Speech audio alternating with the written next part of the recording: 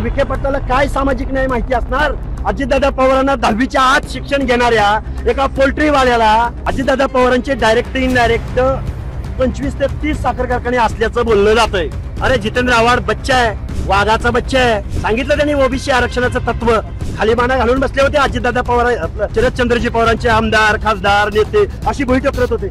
महामानव डॉक्टर बाबासाहेब आंबेडकरांनी कास्ट निर्माण नाही केली, क्लास निर्माण केला. क्लास. अरे विखे पाटील म्हणजे सोन्याचा चमचा तोंडात घेऊन जन्माला आलेला माणूस.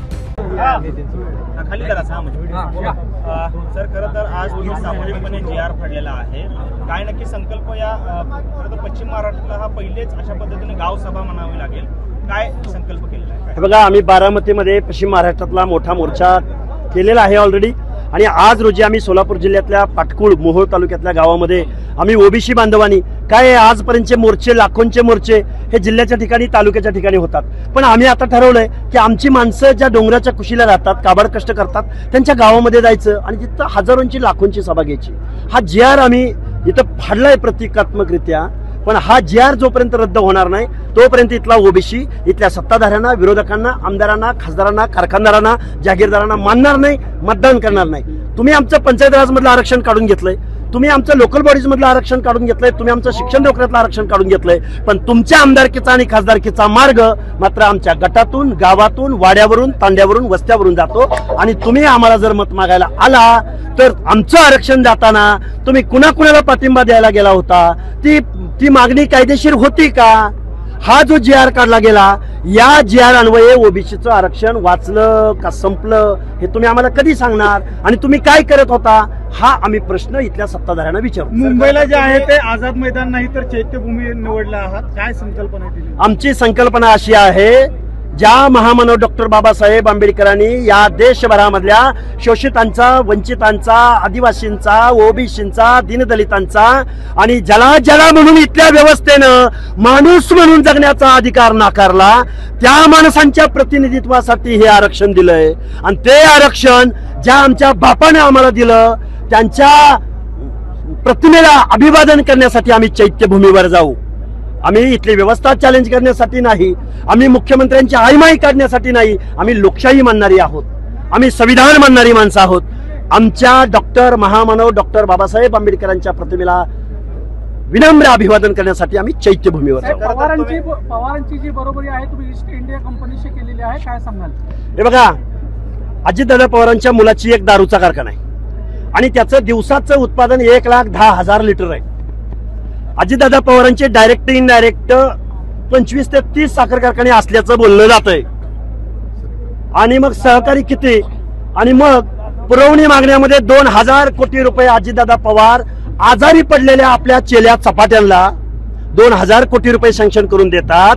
पण त्याच वेळी लक्ष्मण हाके, ॲडव्होकेट मंगेश ससाने यांनी समुद्रामध्ये उड्या मारून ओबीसीच्या पोरांच्या PhDच्या पोरांना स्कॉलरशिप मिळावी म्हणून आंदोलन केलं. त्यांना मात्र अजितदादा पवारांकडे पैसे नाहीत, पण आजारी पडलेल्या कारखान्यांना मात्र अजितदादा पवार 2,000 कोटी रुपये देतात. अरे हे प्रोफेशनल आहेत, हे राजकारणी नाहीत, यांना सामाजिक न्याय माहिती नाही. अरे विखे पाटलाला काय सामाजिक न्याय माहिती असणार? अजितदादा पवारांना 10वीच्या आत शिक्षण घेणाऱ्या एका पोल्ट्रीवाल्याला सोशल जस्टिस कसा कळणार? महामानवांचा, लोकशाहीचा प्रियांबल कधी कळणार? हे आमची ओरड आहे. अरे बिनढोक माणसांच्या, अशिक्षित माणसांच्या हातामध्ये या महाराष्ट्राच्या तिजोरीच्या चाव्या दिल्यावर ते कारखानदारालाच पैसे देणार ना? गावगाड्यातला, शोषिताला, वंचिताला, ओबीसीला, दलितांना, भटक्यांना कसा पैसे दिला हा माणूस? म्हणून आमची ओरड आहे. आतडी तुटोस तर आम्ही बोलतोय, पण याची रिॲक्शन ही मतपेटीतनं महाराष्ट्रामध्ये तुम्हाला बघायला मिळेल.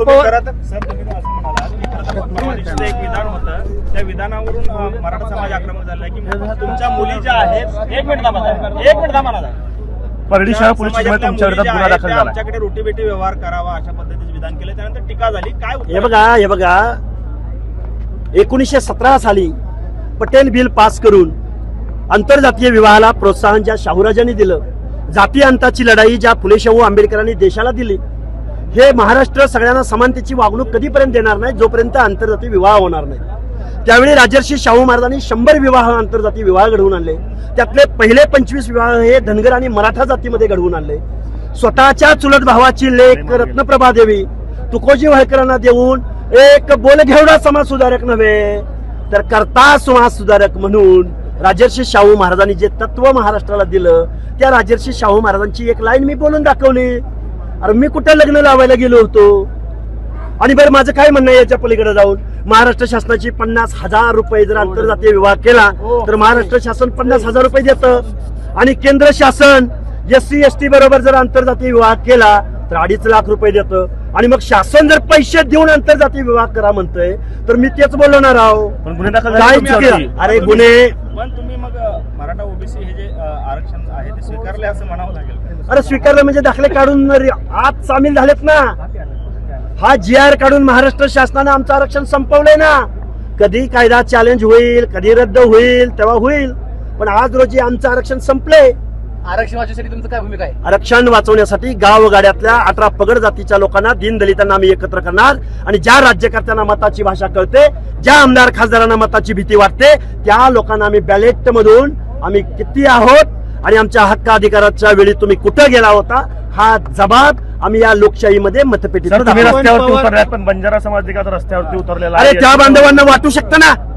हैदराबाद गॅजेटद्वारे जर डॉमिनंट कास्ट असणाऱ्या राज्यकर्ती जमात असलेल्या मराठा समाजाला जर आरक्षण मिळतंय तर तांड्यावरती ऊसतोड मजूर, बांधकाम मजूर म्हणून काम करणाऱ्या बंजारा बांधवाला आशा लागू शकते यार आम्हाला बी ST मिळू शकतं.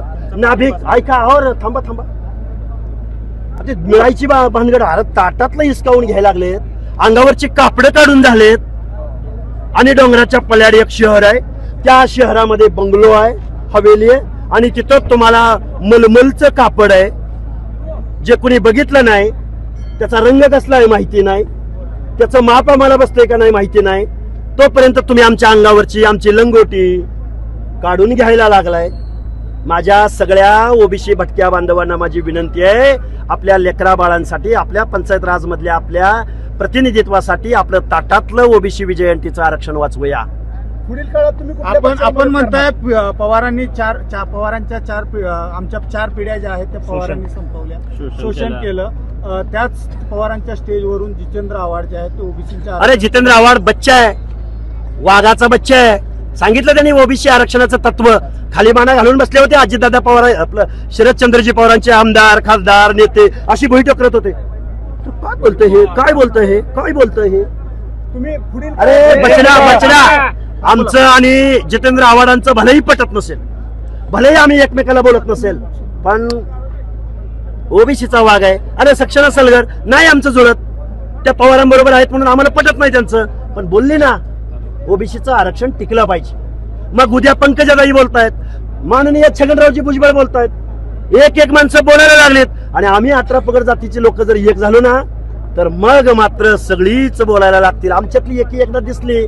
पण हे तुमच्या आंदोलनाचं हे यश म्हणावं लागेल का, कारण तुम्ही एकाकी झुंज देता. हे बघा आता मी जर यश म्हणलं तर तुम्ही उद्या म्हणणार बघा. त्यामुळं आम्ही एक आंदोलक आहे आणि फुले शाहू आंबेडकरांच्या तत्वांचा, मल्हारराव होळकर यशवंतराव होळकरांच्या तत्वांचा, गाडगे बाबांचा मवाळ विचार सांगणारा आणि सगळ्या आमच्या 18 पगड जातीतल्या महामानवांचं, आता 400 महामानव आहेत. कधी कधी 2 नावं मागे येतात, 2 नावं पुढे जातात, कधी पुढे येतात कधी पुढे. अरे गोरा कुंभार आहे, आमची चोखामेळा आहे, आमची संत जनाबाई आहे. हा महाराष्ट्र आहे, हे समतेचं तत्व आहे आणि आमच्या महामानवांचे विचार, आमचा महाराष्ट्र स्वाभिमानाने उभा करण्यासाठी आम्ही सक्षम आहोत हे आम्ही महाराष्ट्रातल्या राज्यकर्त्यांना दाखवून देतो. बीड मध्ये मोर्चा झाला, या बीडच्या मोर्चामध्ये धनंजय मुंडे असं म्हणाले की वंजारा आणि बंजारा हे एकच आहे. त्यावरून बंजारा समाजातील लोकांनी थोडासा नाराजी व्यक्त केलेली आहे. पण मग हे प्रत्यक्षात हे बघा डॉक्टर बाबासाहेब आंबेडकरांना जातीच्या संघटना बनवता आल्या असत्या ना, जातीवरनं आरक्षण देता आलं असतं ना. महामानव डॉक्टर बाबासाहेब आंबेडकरांनी कास्ट निर्माण नाही केली, क्लास निर्माण केला, क्लास.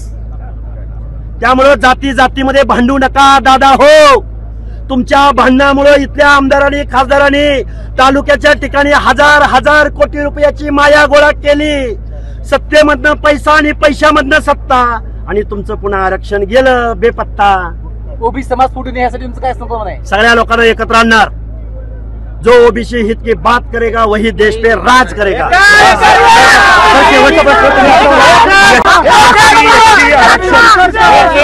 एससी एसटी आरक्षण पुढे संपवण्याचा घाट आहे सरकारचा असं तुमचं म्हणणं आहे? बघा मला सांगा, गावातील व्यक्तीला एका ऍफिडेव्हिटद्वारे जर कास्ट सर्टिफिकेट द्या म्हणत असतील तर गावातील व्यक्ती म्हणजे कोण? बर, नातेसंबंधातील व्यक्तीला मग कोणतं नातेसंबंध? आंतरजातीय विवाहातून झालेलं का उच्च वर्णीयाबरोबर झालेलं? उद्या एखाद्या एससी बांधवानं आंतरजातीय उच्च कुळातील एखाद्या मुलीशी लग्न केलं तर मग त्याच्या नातेसंबंधांना उच्च कुळातल्या लोकांना तुम्ही एससीचं आरक्षण देणार का? त्यामुळे हा जो जी आर आहे हा पाण्याच्या बंबात घालण्याच्या सुमार दर्जाचा हा जी आर आहे की ज्याची प्रस्तावना 2 पानाची आहे आणि जी आर 4 ओळीचा आहे। ज्या प्रस्तावनेमध्ये एका बाजूला उज्ज्वल अशी परंपरा इतिहास सांगितलाय आणि जी आर मध्ये मागासलेपणाचं आरक्षण मागितलंय। हा कॉन्ट्राडिक्ट जी आर आहे, हा ओबीसीचं आरक्षण संपवणारा जी आर आहे आणि बेजबाबदार ज्या विखे समितीला कुठलाही संविधानिक अधिकार नाही त्या समितीनं बनवलेला हा बेकायदा जी आर आहे। याचा लिगल आस्पेक्ट 0 आहे, पण याच जी आरच्या माध्यमातून ओबीसीचं आरक्षण संपवलं जाणार आहे हे मात्र ओबीसींना सांगणं माझं आहे। सुनावणीमध्ये सन्माननीय न्यायालय सामाजिक न्यायाच्या बाजूने उभं राहील। जो आहे तो त्यांच्या जिल्हा परिषदेच्या सदस्यांच्या माध्यमातून बोगस ओबीसी आरक्षण देऊन त्यांना तिथे जेडपीचा सदस्य केलं, हे केलं। काय नक्की आरोप आहे आपल्याला, काय केलं? अरे विखे पाटील म्हणजे सोन्याचा चमचा तोंडात घेऊन जन्माला आलेला माणूस, कारखान्याशिवाय वायनरी शिवाय यांनी केलंय काय? अरे या माणसाने कधी ऊसाच्या दरावर चळवळ उभी केली का? शेतकऱ्यांची नाही। पाण्याच्या प्रश्नावर एखादी चळवळ उभी केली का? नाही।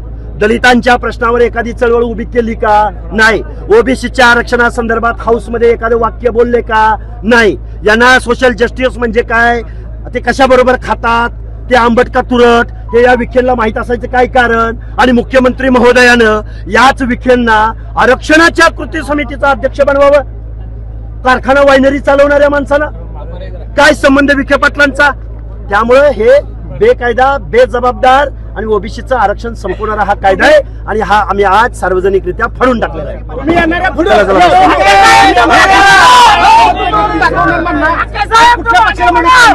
जो ओबीसी हित की बात करेगा वही देश पे राज करेगा।